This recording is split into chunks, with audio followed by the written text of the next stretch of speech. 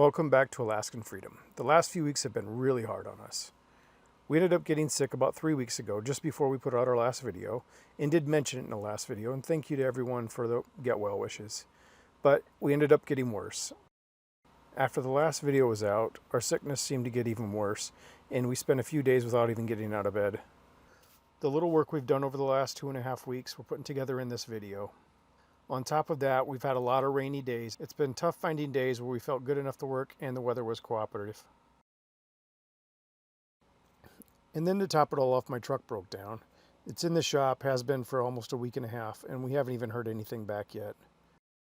The worst part is we both work full-time in addition to what we're doing here on the property. Plus, we own the drone business.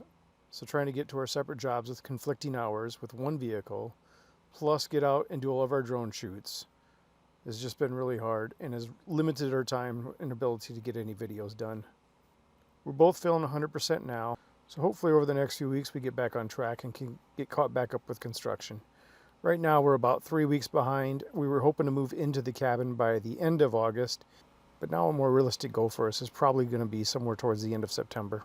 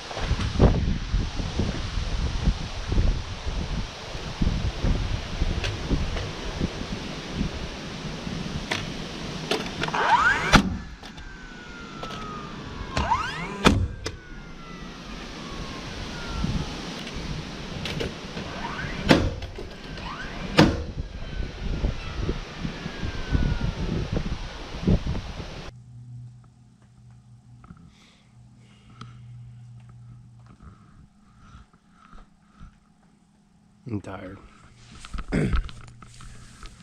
So, one of the worst parts of doing this construction is getting the lumber to the job site. As I think I've showed you many times before, we park down there. It's our driveway. We don't have a driveway that comes up to the house. We like it that way because we want the house to be more private. But as far as getting material up here, it's a pain in the butt because I have to carry everything up here by hand. So it's about a 100-foot walk up. Just finished carrying up all the lumber for the fascia and the roofing. And I don't know if you can hear it in my voice. I'm still a little sick. I'm going to try to get these tails cut, get the fascia on, and get the roof sheeted. We'll see how far I get, but I should get it done. Yesterday, I was able to get, I don't know, 2 days ago. Yesterday it rained all day. I didn't get anything done. But yesterday, or 2 days ago, yeah, 2 days ago, we got all the blocking in, and you can see every third bay is vented. So we got the vents in here, the blocking in there, and the way this is going to work, I don't know if you can see from here, those blocks, the back side of the block comes down and is flush with the outside of the wall. Now they sit up a little higher than the wall because of the way the trusses are built. They're up probably about a ½ inch to ¼ inch. But what will happen is the T111 goes against here, slides all the way up and butts into the bottom of the truss in those blocks so that there won't be a gap. And then where that butt is will get caulked in, so it'll be nice and airtight. Not airtight because obviously we get the vents, but that's on purpose. So there's 10 vents total plus the ridge cap. We'll have a ridge vent on the top, so for ventilating the roof, keep any moisture out of there.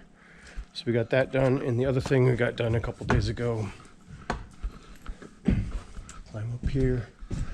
The other thing we did a couple days ago, I climbed up there and plumbed up and braced off the gable ends. This is the gable, it's the last truss, the outside truss. That one on both sides, plus the first one in, are exactly in place. They're plumb and they're nailed off with this bracing. This third one does have the brace nailed off to the bottom of it, but it still can move on the top. So what we'll do is pull, I already pulled these two are plumb, and then I pulled them and measured them off with the last two on the other end and did the same thing. So that's all plumbed up and they're on layout. The rest of these, as I'm sheeting them, I'll move them a little bit and plumb them. Everything's 2 foot on center, so basically when you put a sheet on, it's an 8-foot sheet. You make sure that each sheet, the end of the sheet is exactly halfway onto one of the trusses. That way you know that that's sitting plumb, and then you measure the other 3 trusses that are within inside the field of that sheet and make sure that they're right on the 2 foot mark when you nail them in. And then as long as this first 2 are plumb and you're pulling everything off of that as you're doing your sheeting across, everything else ends up plumb. So you can see way up there in the last video, if you remember, Eleinne handed me braces. Those are temporary braces we put on. That's just holding everything in place right now. Those are 1x3s. I will tear those off. I'll sheet this side first that doesn't have any bracing. Then once that's sheeted, as I get up to the top, I'll rip those off, sheet the other side, and then those 1x3s actually will come inside. And at the top of the center web of the truss, those will get nailed and run all the way down. After this truss is, or after the roof is already completely sheeted, I do that, and that's just one more support for holding everything in place. If you have done construction, that's called a rat run. So that's going to be the rat run on these trusses. Because of the size, it doesn't actually require a rat run, but I already have those pieces of lumber up there that I'm using as a temporary brace. So when I take them down, I have nothing to use them for, so I might as well add that rat run to this set of trusses just for extra strength. Now that we got the blocking in, we got the ends braced, the next thing that they're going to start doing right now that this lumber's all hauled up here, first I'm going to take a break. I'm exhausted. But here in probably about a ½ hour to an hour, I'm going to be cutting these tails. Right now they are, whatever the length they are is just random. It's 10-foot 2x6s when I made these trusses, but the sheets are 9 foot. So actually I take that back. The sheets are 9 foot 1 inch. So what we're going to do, that's the metal sheets that go on the roof. We're going to cut these back so that they're 1.5 inches shy of 9 foot. And then there's 1.5 inches, 2x6, 1.5 inch, 2x6, which is 1.5 inches wide. That'll go here, that'll be the fascia cross. So when it's done, the measurement from the peak to the fascia is 9 foot exactly. And then our sheets that are 9 foot 1 will overhang that 1 inch. That way we don't have to cut the sheets. So, but it did rain all morning, and now it stopped, and we're not supposed to have rain, not supposed to have much rain, any serious amounts, over the next 72 hours. So we're gonna get this sheeted and get some underlayment on it so that it doesn't get wet in here anymore. Even where the ridge cap is cut out, I'm gonna cover that with underlayment right now and just cut it out at the day we sheet it, so that after the next few days, there's no more rain getting inside of here. Many of you may already know, or new subscribers may not know, or new watchers don't know. Right now, we are living in a tent. The big tent, the wall tent, the little tent storage. The other one's just where we hang out when it's raining. But we are living in tents, and it's getting a little cold. So we want to be in here and have some heat going within the next 3 weeks, probably. By the end of the month, early September, we'll need something that's a little warmer for us. And then throughout the winter, we can just finish off on the inside, kind of doing it slowly. Our main thing is to hurry up and get in here. And then once we're in here, then we can just do one project at a time. The first project will actually probably be putting in the wood stove. It's a big lump of rust right now that's sitting out in our driveway. I bought it for $100. We're going to refurbish it. And that's actually Elaine's project. She wants to refurbish it and put it in. These wood stoves are very expensive. Bad used ones sometimes can cost $500 to $1,000. We were very fortunate that somebody that was desperate for money sold us this one for $100, and we might spend $100 or $200 refurbishing it. I don't know. I've never refurbished a wood stove, so we'll find out. But anyways, we're gonna give it a go and see. Brand new ones like the ones we want are $5,000. I'm not spending that on a wood stove. No way. So we're going to redo this one and get it put in and see how it works. And we were very fortunate that I do a lot of side work for people, construction-wise. And a house I was trimming out for a guy, he had tore out a wood stove and was not putting one back in the house. So he gave us 3 sections of insulated stovepipe, which is one of the very, very expensive parts of wood stoves is the insulated stovepipe. He gave me 3 sections of that, which is more than I need. I think we only need 2. But the proper height that I want it to be, which is still going to be even higher than the code. Code says that, the top of the stove needs to be at least 2 feet higher than any part of the roof within 10 feet. So for instance, our stove's going to be about right here. The pipe will come up out through probably these 2 trusses, or maybe those 2, depending on where we put it. It's going to come up between one of those sections. So if it's going to come up about right here, it needs to be, because it's within 10 feet of the peak, it needs to be 2 foot higher than that when it goes up. So from the bottom of this truss to the top of the truss is, I think it was 40 inches. And that insulated stove runs from the ceiling up. From the ceiling down is non-insulated. So from the ceiling up is 40 inches, plus we need another 24. That's 64 inches. And I have 3 48-inch sections. So I'll probably just run 2 of the 48-inch sections. So I'm going 8 foot up when I only needed to be 64 up. Yeah. So I'm going 96 when I needed to be 64. So I'm going about 5 feet above the peak. So way higher than I need to be. But it's either that or cut the stovepipe. I've never messed with the stovepipe. I don't need to cut it. We will have a brace on it. So there'll be guy line braces on it. So I'm going to go take a break for a little bit and then climb up on the roof and start cutting tails and putting fascia on.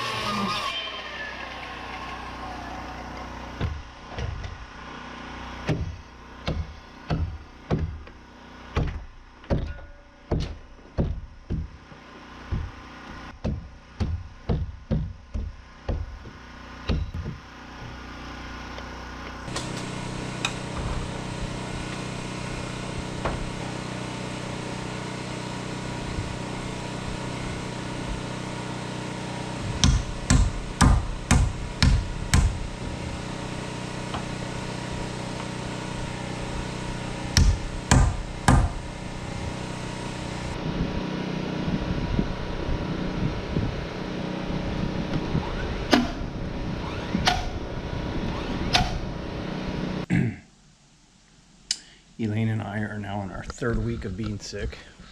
We're getting better. Kind of goes through waves. We had a couple days earlier this week, I guess, where it was so bad we didn't get out of bed, or I didn't get out of bed. She was able to.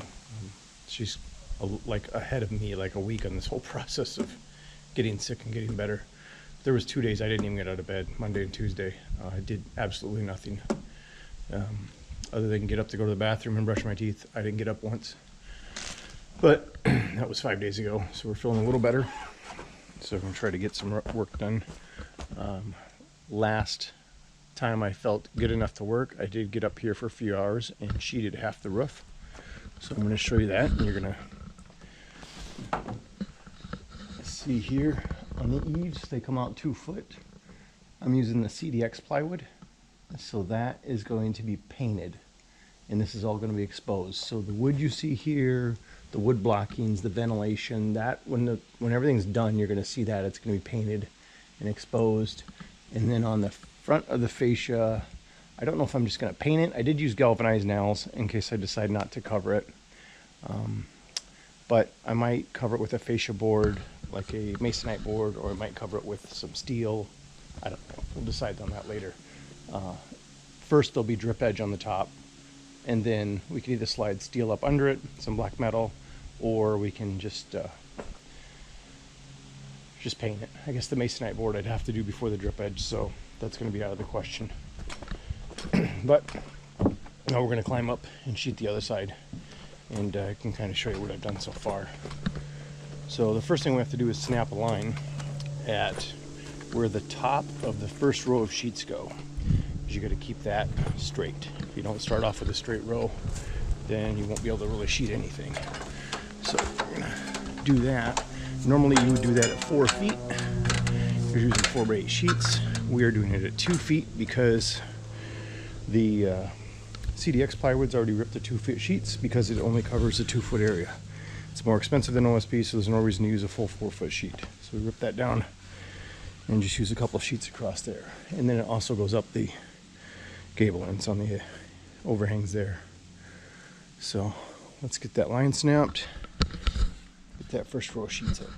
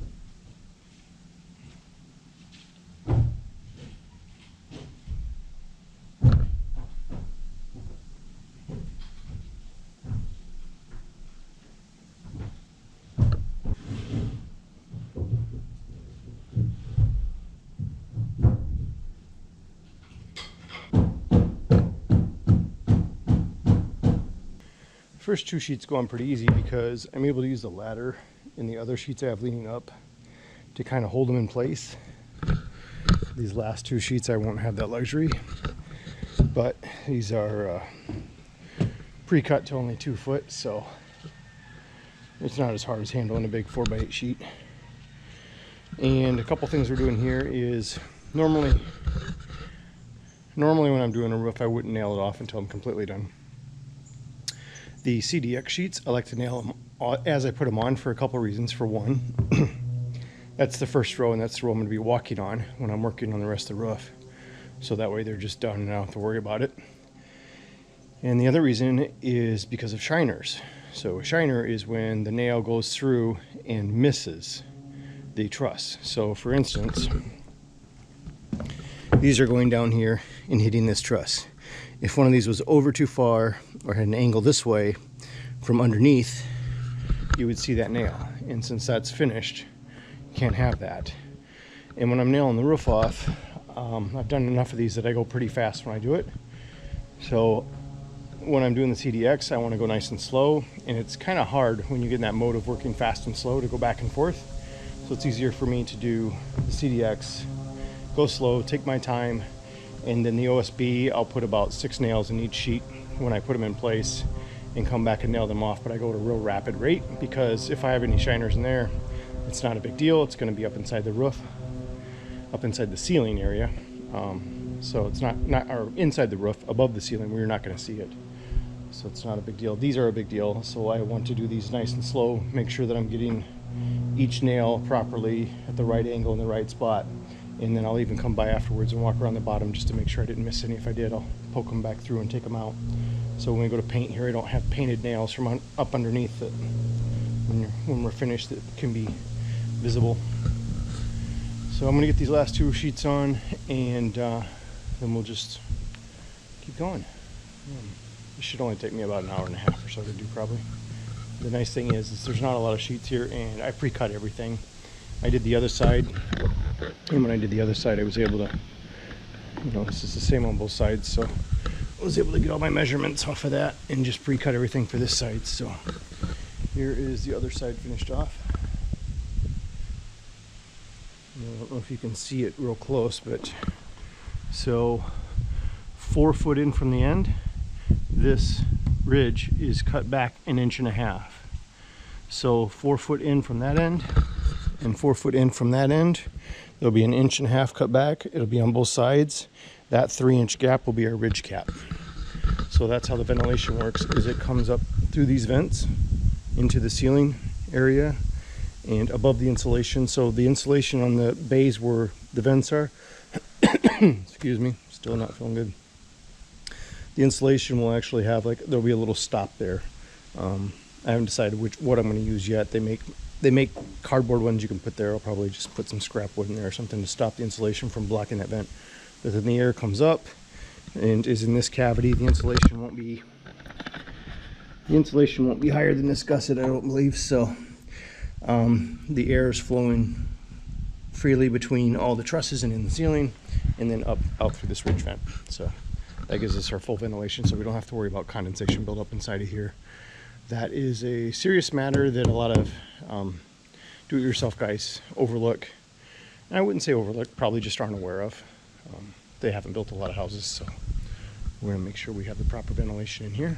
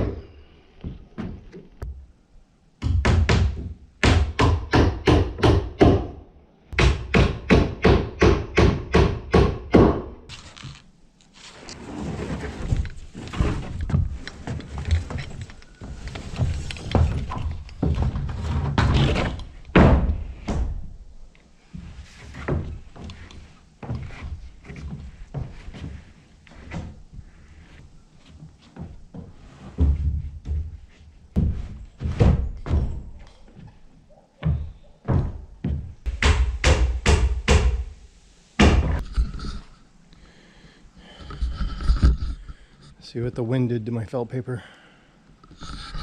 It's okay. We're tearing that off anyway. I have a different underlayment I want to put on instead.